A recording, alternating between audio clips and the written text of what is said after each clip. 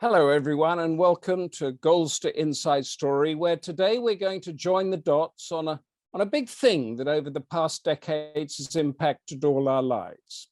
We would have all heard of Libya, that stretches along the Mediterranean coast of North Africa, but many of us might not know how it slots into those big headline stories of refugees, nuclear weapons, the Lockerbie disaster, the Arab Spring. We might, of course, have heard of the late dictator Colonel Muammar Gaddafi, a dashing young officer when he seized power in 1969. But would we have little idea of what vision, if any, was inside his head? What makes a dictator tick? And some of you might have come across an action movie of a few years back called 13 Hours about the storming of the American consulate in the coastal port of Benghazi, which ended in the death of the United States ambassador and 3 other Americans. That happened on September the 11th, 2012.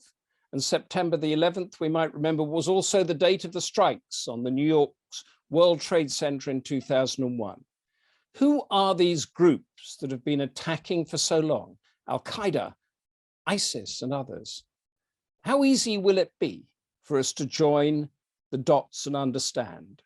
My guest today is a former American diplomat specializing in the Middle East and North Africa, also a consultant to the private sector and once a member of the Foreign Policy Advisory Group to President Obama's 2008 election campaign. He is also, because this is a book show, the author of 2 books. One is Exit the Colonel, The Hidden History of the Libyan Revolution, and Benghazi, A New History. There it is, of the fiasco that pushed America and the world to the brink. So Dr. Ethan Chorin, welcome to Goldster Inside Story. I'm very happy to be here. Good morning, or good afternoon. Good morning. It's a little early for you because you're what we call on the East Coast of America. So you're just past 7 o'clock, is that right? That's right. Okay. Tell us, what I want to do is for you to tell us what happened in Benghazi, and then I want to track back and lead up to that, and you can tell us in more detail. So in a nutshell, what happened that night that the Benghazi consulate got overrun? So in, what was it, the evening of September 11th, 2011, 2012, I'm sorry, there was a sudden attack by multiple armed radicals on the U.S. mission in the eastern coastal city of Benghazi. And that initial attack became sort of a vanguard of attackers. Pretty quickly after that, pandemonium ensued, and the mission was overrun, and 2 American diplomats, Ambassador Chris Stevens and his information officer Sean Smith, were killed by smoke inhalation in a safe room. That attack continued on for some time, and then several hours later there was a different attack, and there's a big debate as to whether it was coordinated or not, by other militia members on the CIA annex, which was a much more fortified compound a couple of miles away. And that in that battle, which was in the early hours of the morning on the following day, the 12th, 2 more American special forces individuals CIA contractors were killed. So that was the event that sparked the huge American political chaos over the next few years. And I was going to say, I mean, it had an impact on Hillary Clinton and the election with Donald Trump and Hillary Clinton. It was a central issue on that. Before I go back, because I'm going to ask you to join the dots for us, how come you were involved in that? I mean, you wrote a book on it. What was your involvement? Well, the book was a product of my personal long-term interest in Libya, but also my personal experience in Benghazi. I was in the city that day. I was on the phone with the mission and one of Chris Stevens' protection detail when it happened. This was about 9:42 in the evening. Sorry, and I was in Benghazi working with a colleague on I'd since left the Foreign Service, and I was working with an American Libyan colleague on setting up a medical project in Benghazi, medical infrastructure. You were in the city on the day that this happened. We're going to come back to it and lead up to it to get a better sense of the atmosphere, but I want to get the broader historical atmosphere. Because this was in the middle of what was called the Arab Spring, or towards the end of the Arab Spring, actually, wasn't it? When the whole of the Middle East, it seemed, was uprising and trying to overthrow dictators. It didn't work.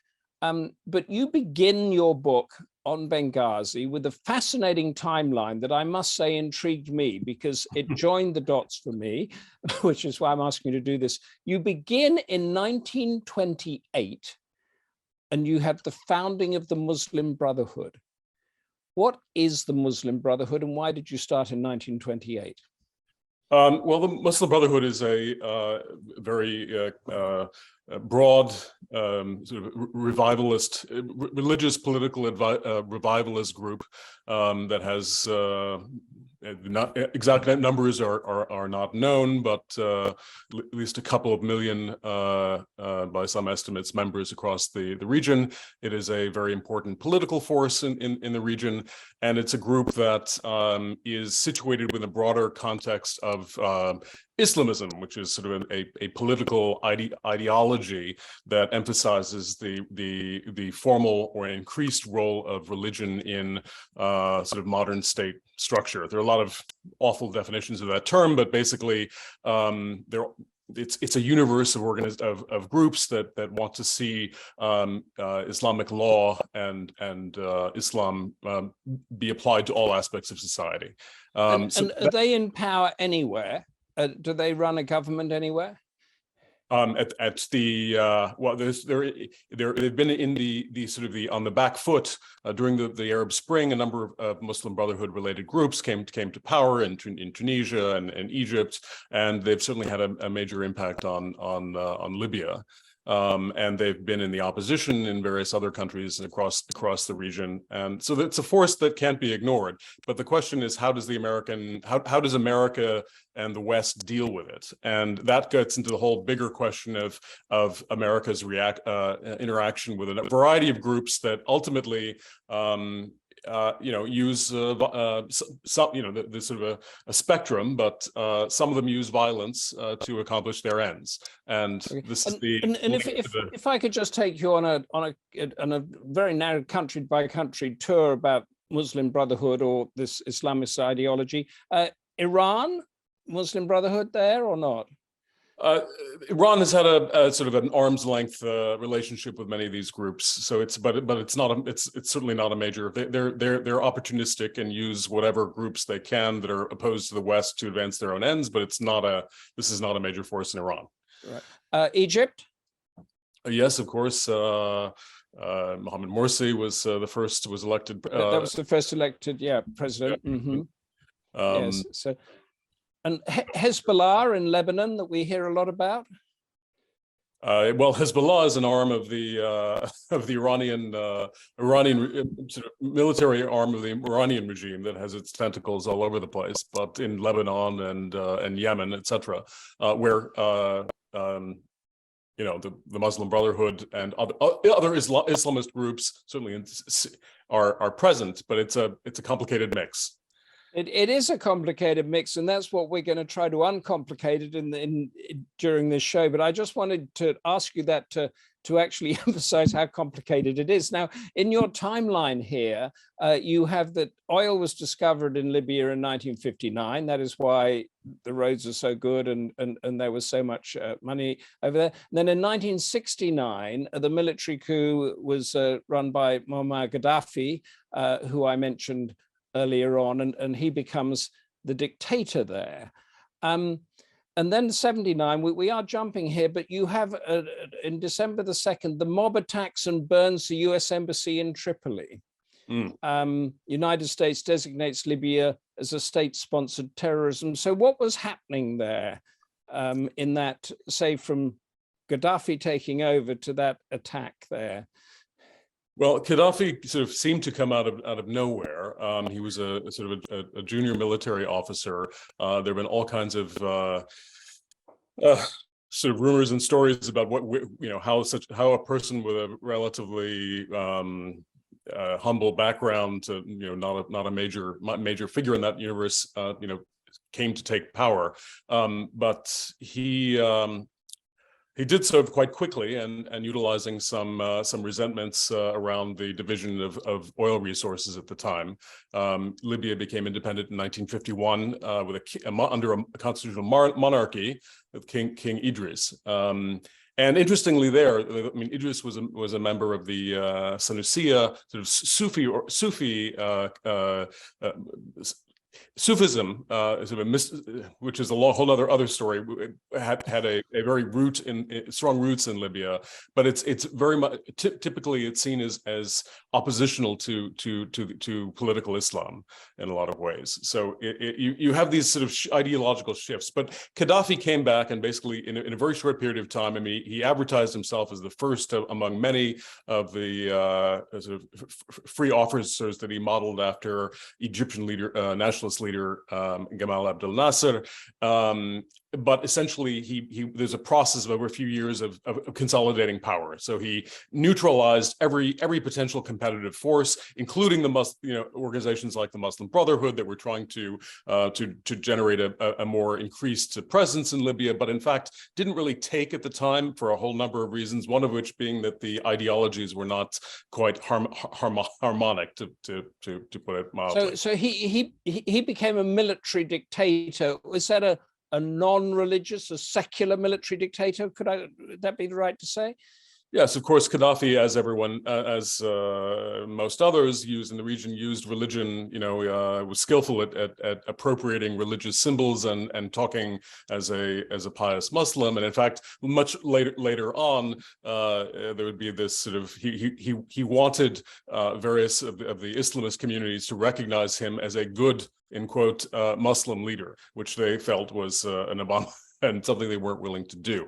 But yes, I mean, religion, he tried to sort of any potential competitive power force, he tried to dampen and sideline. And that's what was going on. Yeah. And at this stage, so you've got this young, charismatic military officer who's come from nowhere. Now, just let's go back a bit. Describe Libya to us. It was a former Italian colony, essentially, wasn't it? Describe the sort of atmosphere that would have been in Libyan towns, coffee shops, villages at that time. Well, the 60s were, first of all, Libya is a very, if you look at it, I think it's very useful to sort of imagine Libya on a map. It really dominates the North African coastline. And it's, if you look at a sort of a map that includes Europe, you see that there's this sort of very large landmass right on Europe's southern flank. And it's a very large country physically, but it also has a fairly small population. In recent years, it's been about 6.5 million people. So, and you can also, a lot of Libya is desert, and really the 6 million are concentrated mostly in sort of a string of pearls along the coast. So, which gives you, when you're trying to look at it like U.S. and Western intervention, this is a very different climate than, say, Iraq or Syria, etc., and also in Libya, the groups are quite homogenous. You don't have the Shia-Sunni split that you do in many other countries like Iraq, notably, and so it's a very wealthy country. It has lots of one of the top oil and gas producers in Africa, and is connected to Europe on that front. It culturally, the 60s, just before Gaddafi came to power, were sort of a heyday in certainly in the east, but also in Tripoli. There was, the Libyans were still dealing with the sort of the agonies of the Italian occupation, which started in 1911. There was a lot of violence and trauma associated with that. Some estimates say up to a fifth or more of the population had been killed or by the Italians. Well, there were concentration, as a result of the Italian occupation. There were, starvation, concentration camps. This is a pretty dark period of Italian colonial history, but there was a lot of trauma there, and that carried over and certainly impacted everything that came after that. So in the 60s, but it's interesting. The Italian cultural influence was very strong. So there's this, as with other countries where that have had a very strong colonial influence, you have this sort of love-hate relationship with some of this. And Benghazi was a very picturesque city at that point. It wasn't very well developed, but it had some of the better things within many of the former colonies, and it. There were, the architecture is dominated by Italian styles. You have these sort of layer cake Italian buildings with, on picturesque squares and coffee houses, and there's a prominent sort of lake in the middle of the town. It was a rather pleasant place to be. And it's just across the water from Malta in Europe, isn't it? I mean, I say just across the water, it's more than that, but it is, it is sort of on the edge of Europe very much, isn't it? Yes, well, and then you mentioned refugees before, and that's, refugees and terrorism are the things that Europe has been concerned about in the aftermath of the intervention in 2011, and Gaddafi, even before that, there was an active smuggling business that, basically Libya and its old caravan routes have been conduits for refugees and economic migrants from all across Africa. Anytime there's a crisis somewhere else in Africa, they come and take boats to Europe. And so I want to take us now back to December the 2nd, 1979, and why did that mob burn the American embassy? Was that Gaddafi? Was it something else? What was behind it?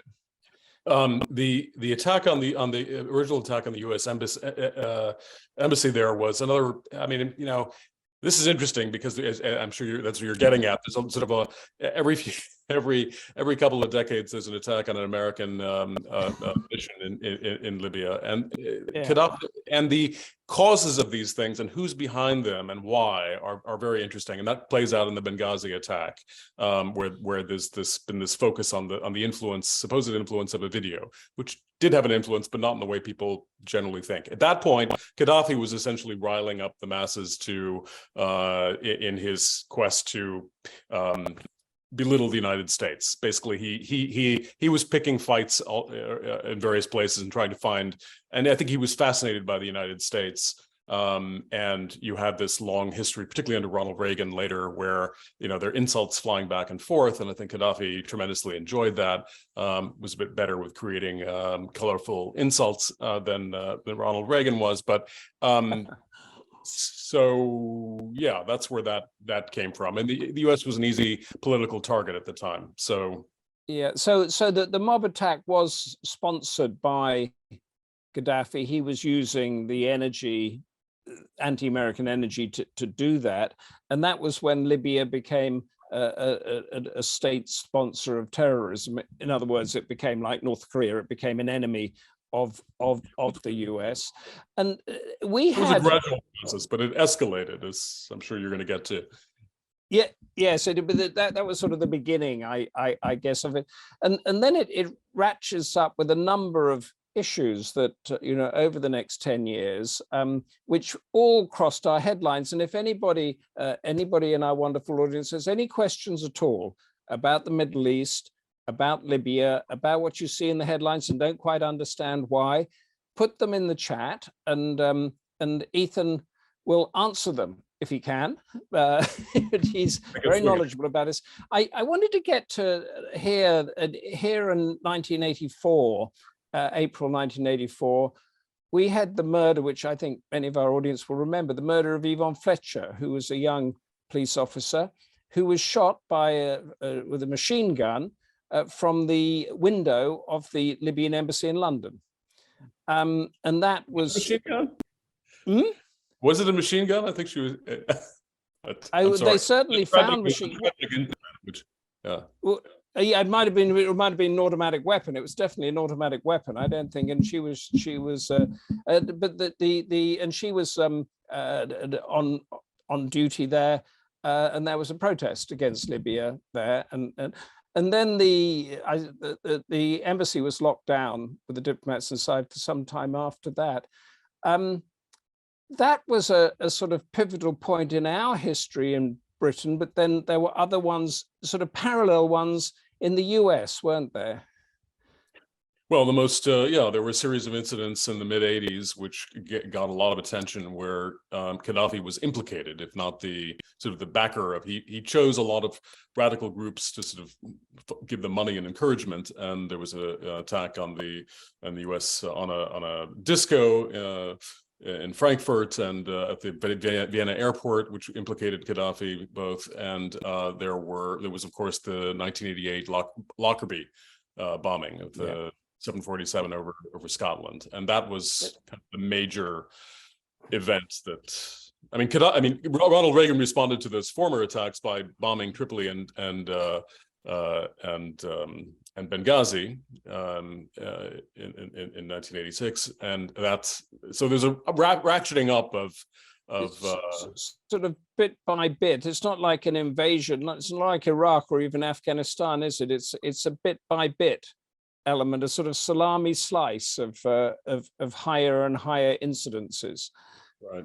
And originally, the fingers were being pointed after the Lockerbie attack against Iran, but then after a couple of years of investigation, it pointed back to Gaddafi. And there's still people who debate exactly what the relationship was, whether Gaddafi was. I mean, it's quite clear that Libya was kind of the implementer, but whether other states were involved in some way, and whether this was sort of a pickup of a previous failed plots elsewhere. That's just remind us what happened at Lockerbie.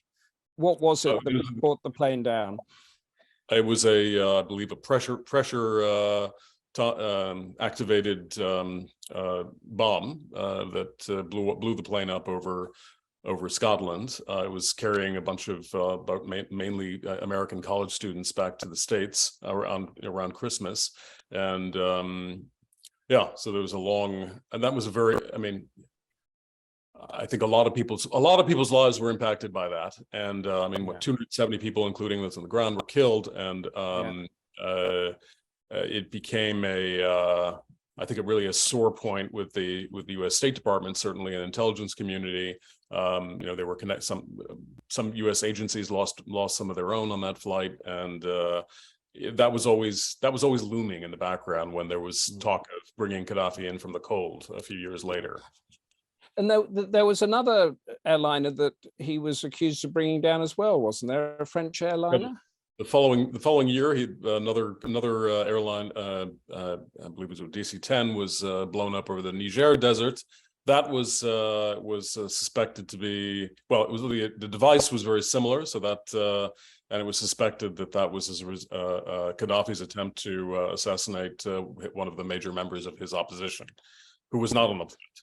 Yeah. But so we have this ratcheting up, definitely sort of hostile forces between the US, us, and Libya, accused of terrorism.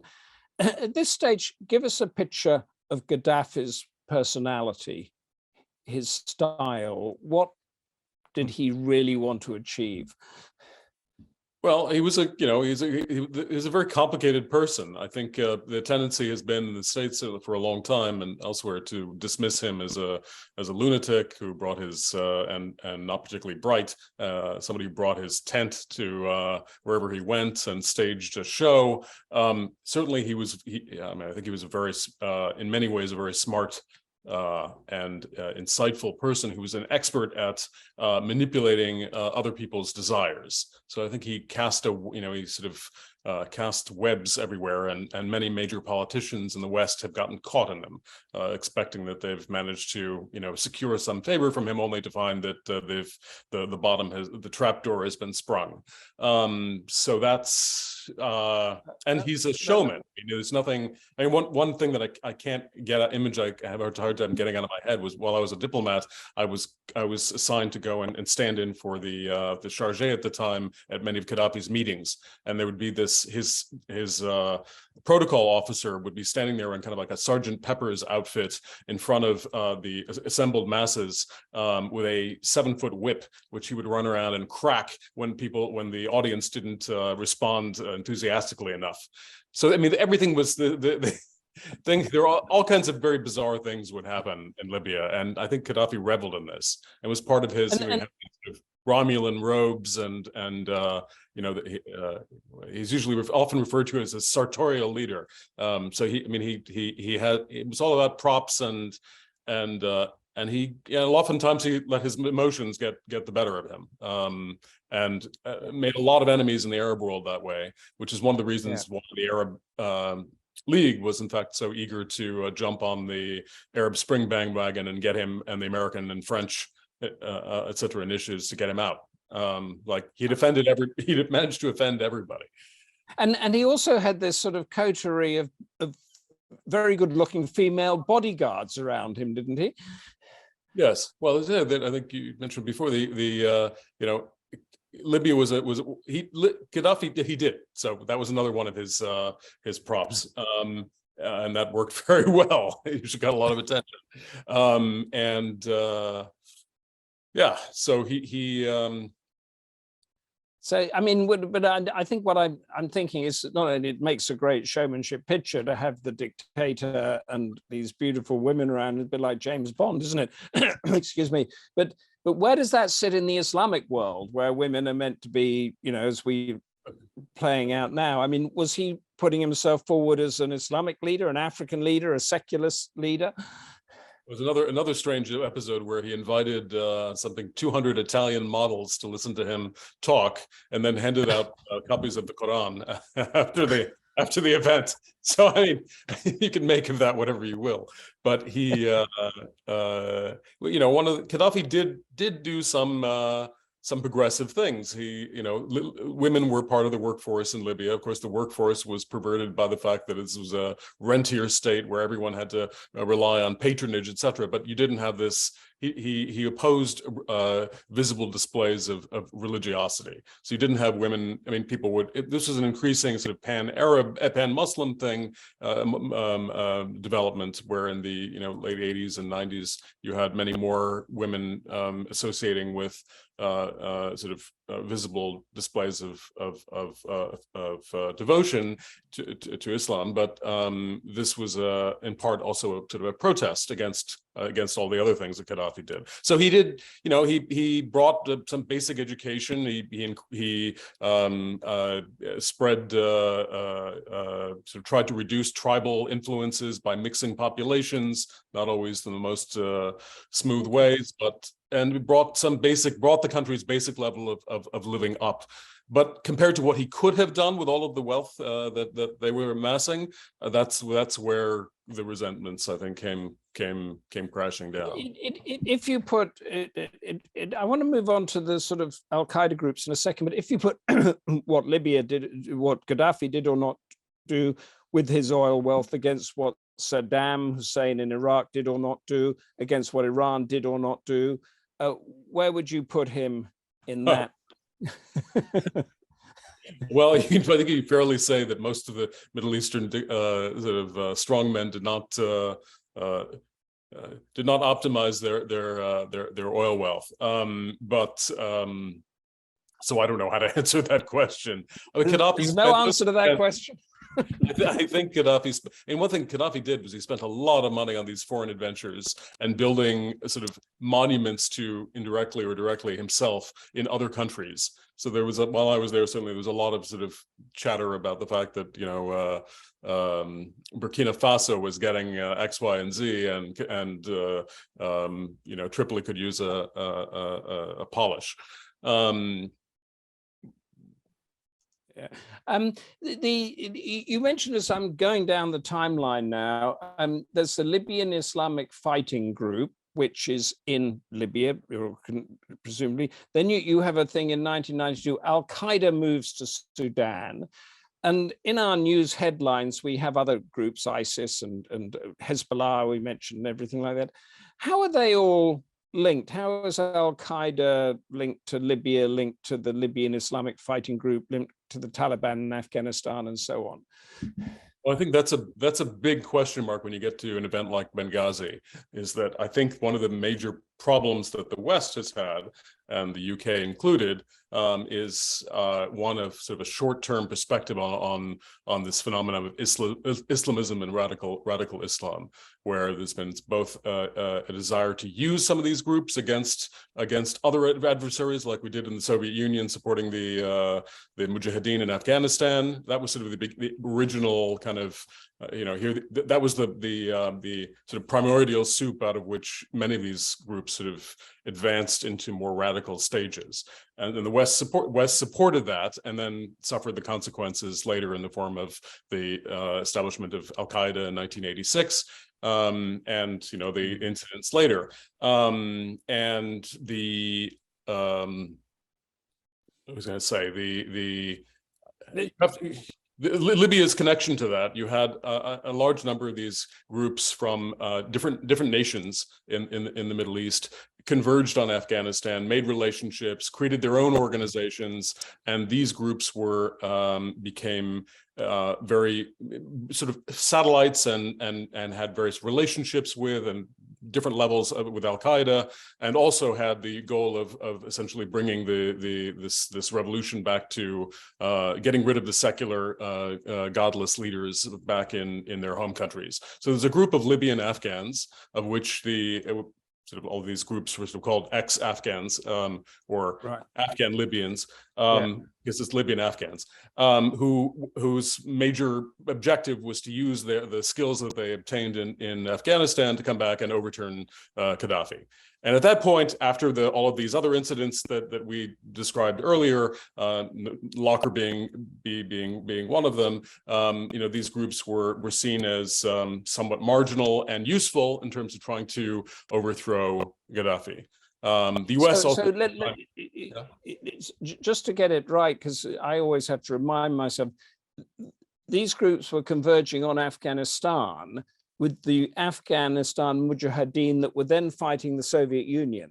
So they were technically on our side in the West, and then that changed. Temporarily, yes. I mean, they had their own temporarily reasons for, and that's the key, is that we've, I think, and again, this ties directly back to Benghazi, is that we, over the course of time, the West and the US and the UK in particular have had this sort of sing-song relationship with these groups, instrumentalizing them for bigger goals, like against the Soviet Union or etc., and then realizing that in fact perhaps some of these groups are not our friends. And of course, that the fall of the Soviet Union was a huge event in this universe, because all of a sudden all of relationships were off, and many of the previous Soviet client states were now looking for new friends, and the Islamists were looking for new enemies. And the United States, became squarely caught in the middle of all of that. And there's one thing that you've got here in 1996, February or March. Britain backed a Libyan Islamic Fighting Group assassination attempt on Gaddafi. It failed, but we actually, what did we do? Weren't we, Britain? What did we do?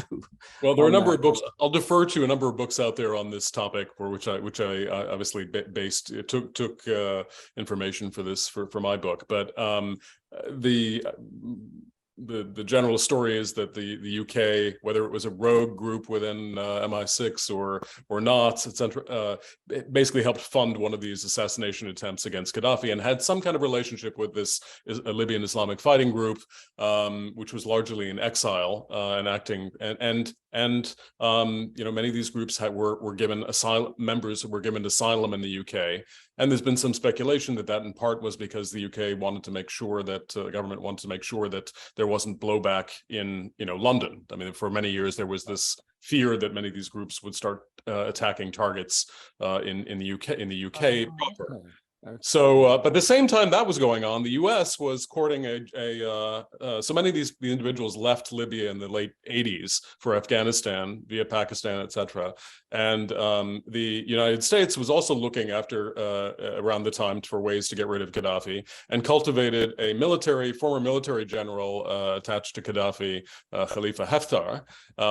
And this, so he ultimately, after the 2011 uprising, you have two groups that are sort of subterraneanly and not so stealthily fighting for control in Libya around those two groups. So it's sort of these various attempts to co-opt or enlist opposition, Gaddafi's different opposition against him, turned into these sort of bigger things later on.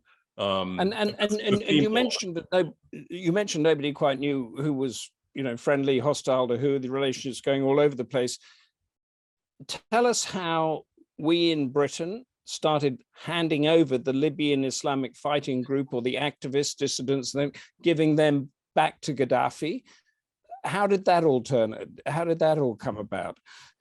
Yeah, well, in the wake of the Iraq War, suddenly many of these groups for which there was some contact before became enemy. This vague term of enemy combatants, and the U.S. and UK had been trying to, essentially kidnapped many of the members of the senior members of Libyan Islamic Fighting Group, and brought them back to Libya for torture and interrogation.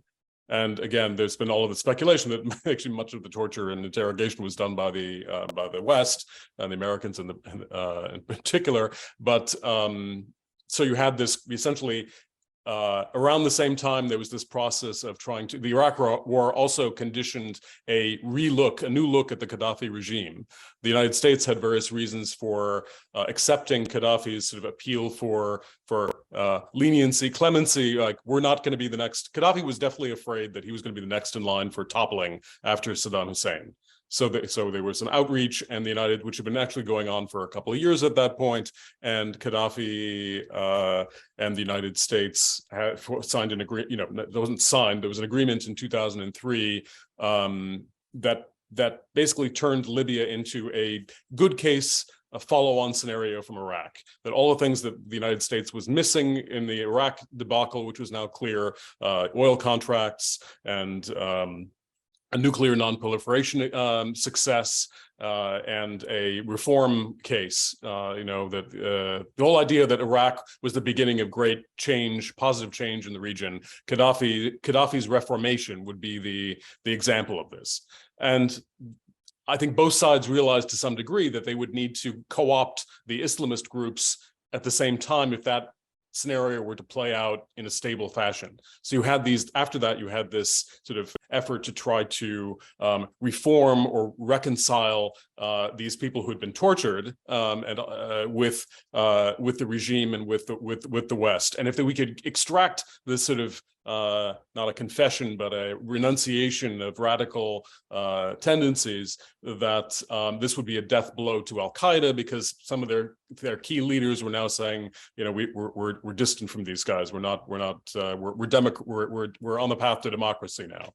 So this, it sounds like almost fantastical, but these were all sort of shorter term deals that were made in service to other things that shouldn't have happened, like the Iraq War.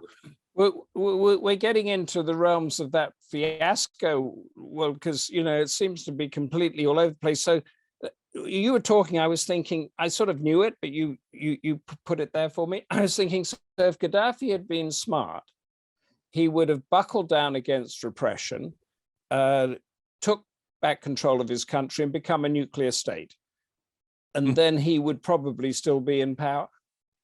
I don't know if that's true or not. I think Gaddafi Certainly he felt betrayed by the United States. That was very, very, very clear.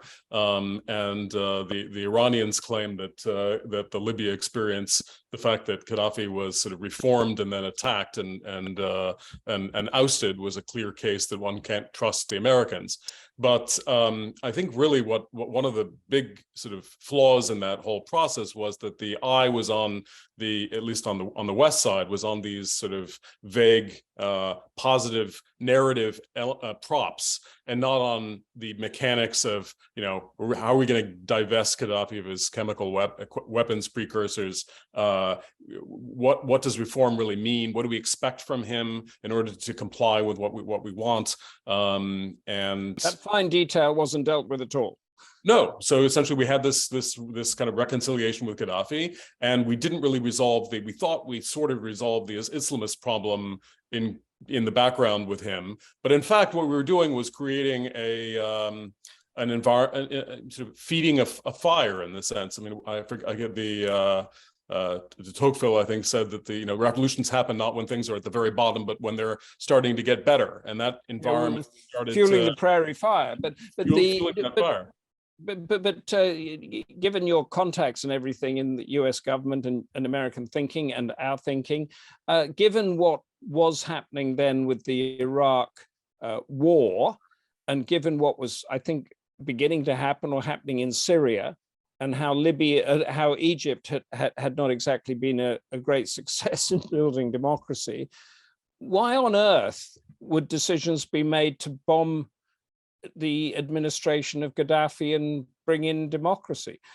In 2011, you're saying? Yeah. Yeah, well, that's a very controversial. Did anybody say, this isn't going to work? Yeah, I mean, the obvious thing is that I think the Obama administration managed, in its desperate attempt not to repeat the mistakes of Iraq, to repeat the mistakes of Iraq, which was to create a political vacuum, which then sucked any sense of order out of the country.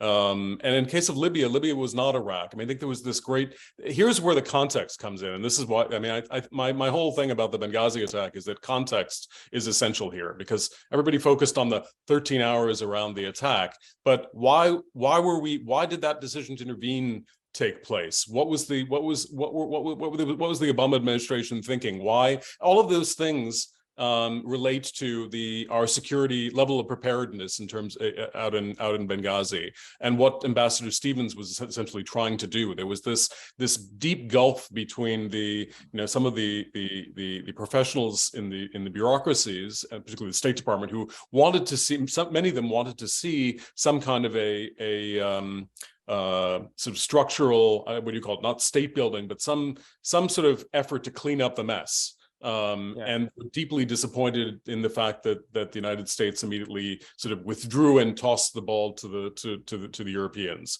who themselves had their own sort of short-term interests, and we're basically looking at how do we put a lid on this problem in Libya, but we're not going to invest the energy or the resources to make sure that this is a sustainable solution. We're just going to get to the next election cycle. I think that sounds a bit cynical, but I think that's sort of what. No, we're gonna move to election cycles in just a second. And correct me if I'm wrong, but the people that the Europeans and the Americans were meant to be liberating from the Gaddafi threat of a massacre in Benghazi are the very people that attacked the consulate, or among the very people that attacked the consulate. Because what I'd like you to do now, Ethan, is just tell us that night you were in Benghazi. It was happening. Just give us a picture of that night. Well, as I've said in a bunch of other places, I had a very bad feeling about that anniversary. It was the anniversary of 9/11, and the security in Benghazi had been deteriorating quickly for some time, and particularly over the previous couple of months.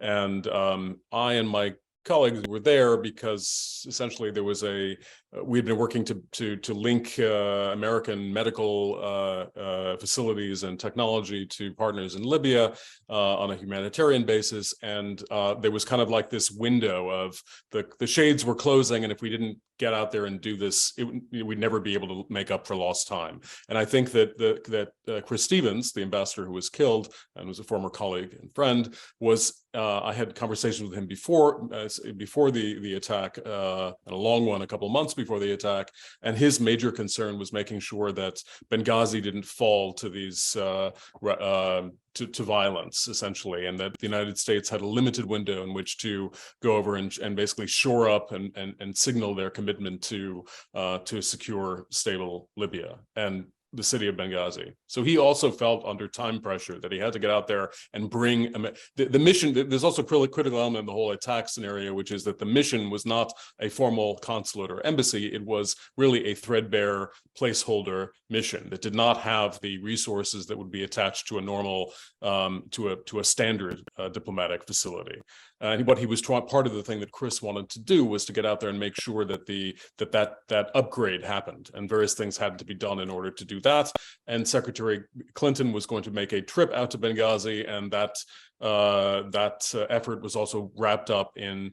I mean, the positive element of that would be that attention. If the secretary came, there would be lots of attention on Benghazi and to the commitments that Stevens, among others, wanted to see take place. You had a bad feeling. Yeah, so I had a bad feeling, and there are all sorts of strange atmospherics around.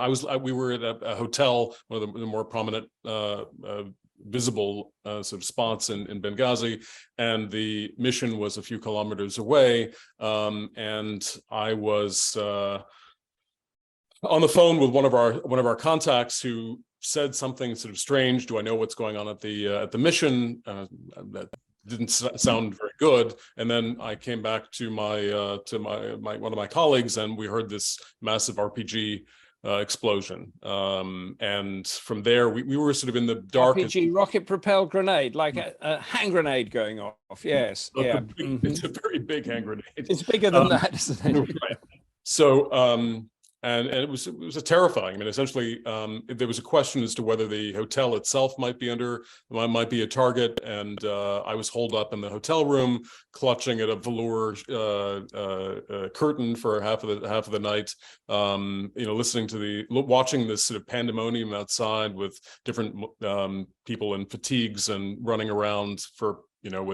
With trucks and guns and things, and not really understanding what was going on. We knew that the mission had been hit, but we didn't know what had transpired until about 6 o'clock the next morning, when one of the co-directors of the hospital came and sort of gave me a brief, and then we set out they were trying to figure the American personnel were evacuated after the attack, the remaining personnel early in the morning, and we were stuck there trying to figure out how the heck do we get out of Benghazi. So it was we went to the hospital where which was our partner in this infrastructure venture, and where Chris Stevens was supposed to come the following morning and meet with us. And another crazy thing, I mean, Chris Stevens had invited me and my colleagues for dinner that night of the attack.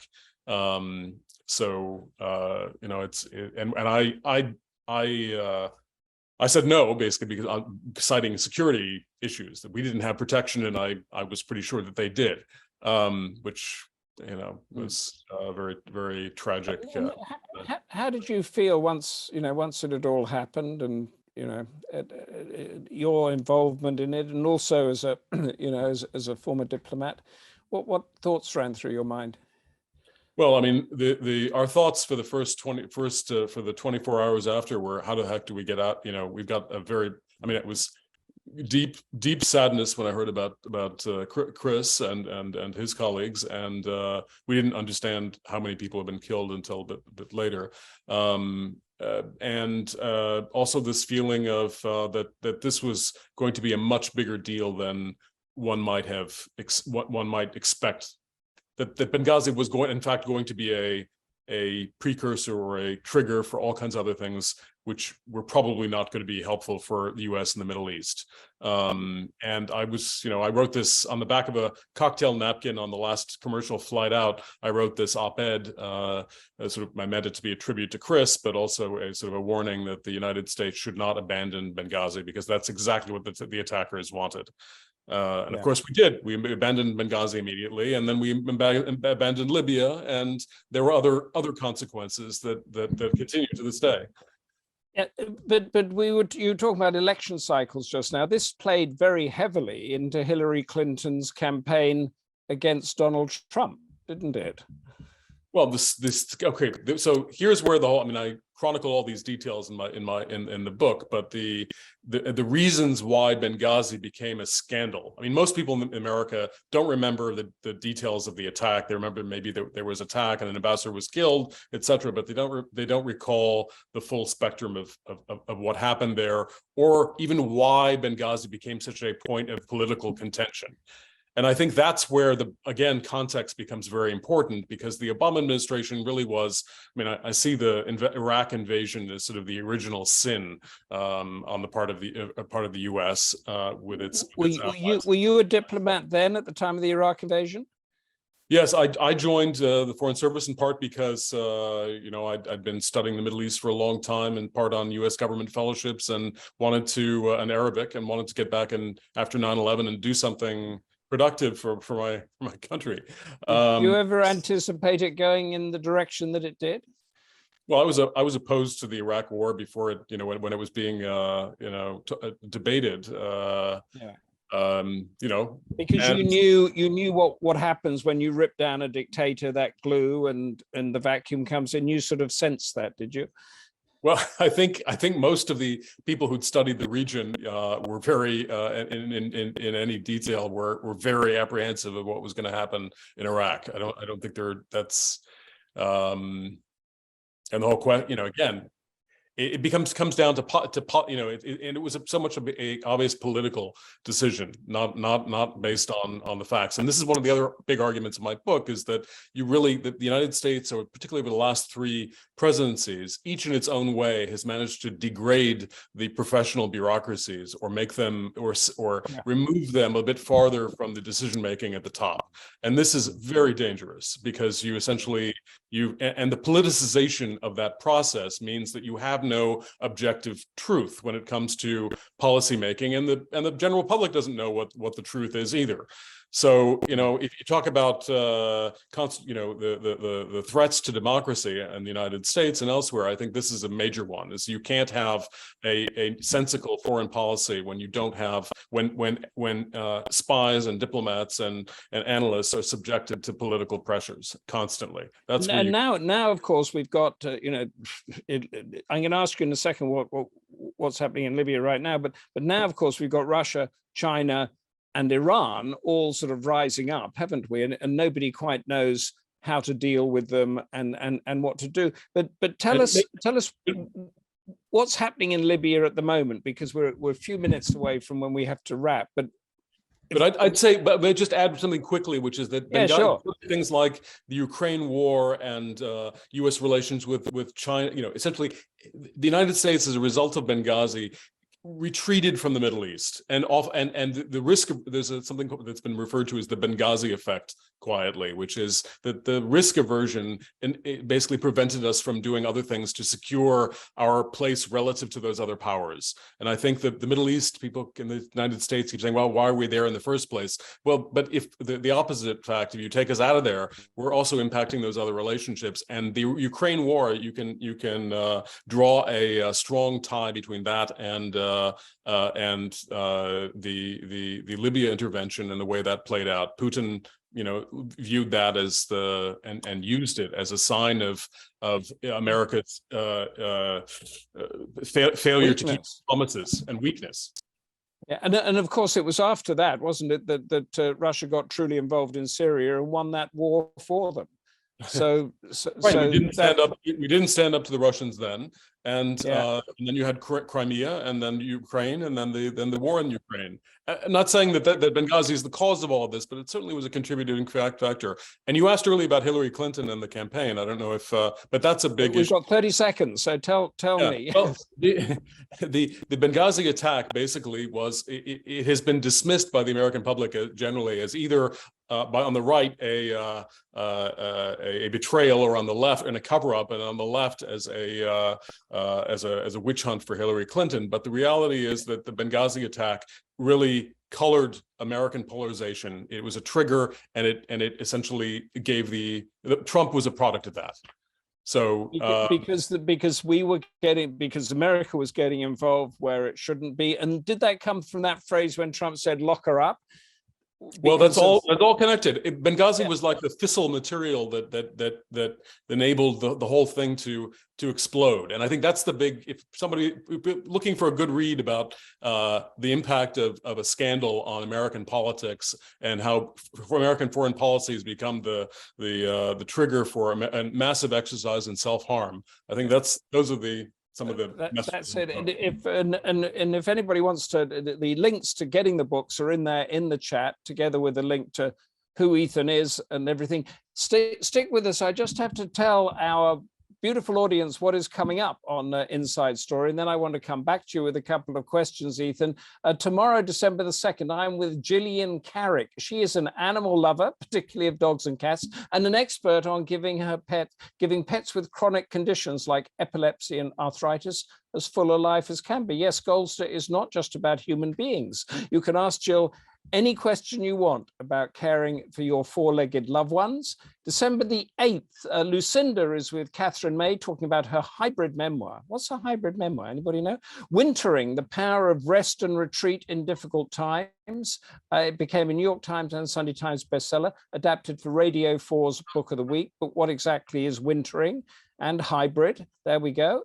And December the 9th, Caroline Crampton is with Lucinda talking about The Way to the Sea, the forgotten histories of the Thames estuary. Caroline also does a podcast on crime fiction called She Done It. I like that. And December the 13th, I have a very interesting Purpose, Passion and Grit with Leonid Volkov, who is the best friend and chief of staff of Russia's jail dissident Alexei Navalny. If you want a glimpse into what the future of a more friendly Russia might be, like today with Libya we've talked about, and find out how we got to where we are with Russia, join us for that very special PPG with Leonid Volkov. And our book of the month is Truman Capote's Breakfast at Tiffany's. I have it here, a classic with a legendary movie starring Audrey Hepburn. It's a thin book. Read it, watch the movie, and we'll discuss it on our book of the month on New Year's Eve. Ethan, have you read Breakfast at Tiffany's? Do you remember it? I haven't. Should I regret that, really? You haven't ever and we've got do you have any pets? We've got epilepsy and arthritis in dogs. Do you have any pets or anything like that? I do. I have two dogs. Are they healthy? Scampering around. Is this a cue to one of them has a heart disease that I've written. I have a book in process that describes taking my dog to Japan for heart surgery. And is that your next book? That's slated to be my next book. Yes. So you've written two books on these very sort of complex, interesting topics. We've been talking about Libya and the Middle East. And your next one, a bit like us, my next show is about this as well. Yeah, it's a very different genre, but and not quite as complicated as Libya. But as a writer, we have a lot of audience interest. How do you change your mindset from explaining Benghazi to people, and also keeping up the suspense and narrative arc of taking? Is your dog okay? I mean, did it work? He's close to 16, and he had the surgery over 4.5 years ago, and he's doing well. It's one of the most sort of personally controversial among my friends decisions I've made, and one of the best. And it's an interesting. The thing I love about that story and the Libya story is the complexity of it. That there's a lot of things that you just wouldn't it's a bit bizarre, and you wonder, how did this happen? Why is it that a Japanese surgeon, a veterinary surgeon, is able to create a procedure that no one else can replicate? And why is it? What is it about Japan that produced this outcome? And why are there dogs from all around the world flying into a suburb of Tokyo to undergo this procedure? And what are the ethics of this and all of the rest of it? It's that's recognize so you have to go into material from the start. Yeah, I mean, that is fascinating. And you think that that'll sell more than the Libyan books? Oh, I'm sure. It'll be a runaway bestseller, that one will be. My agent was saying, run away from Libya. Don't write a dog book. People love dogs. Which is, brilliant. True. How can you argue with that? That's it. I'm looking with Time's Winged Chariot has approached. We're getting some message. Another insightful interview. Thanks to you both. Very interesting, says Jean Joyce. Thank you, Ethan, and thank you all for listening through that. Very complicated, but I think we did manage to join the dots. Until tomorrow on dog and cat ailments that we just discussed. Stay curious, stay involved, stay reading, stay connected, and of course, stay Goldster. And thank you, Dr. Ethan Chorin, for being a great Goldster conversation. Bye. Thanks very much. Bye.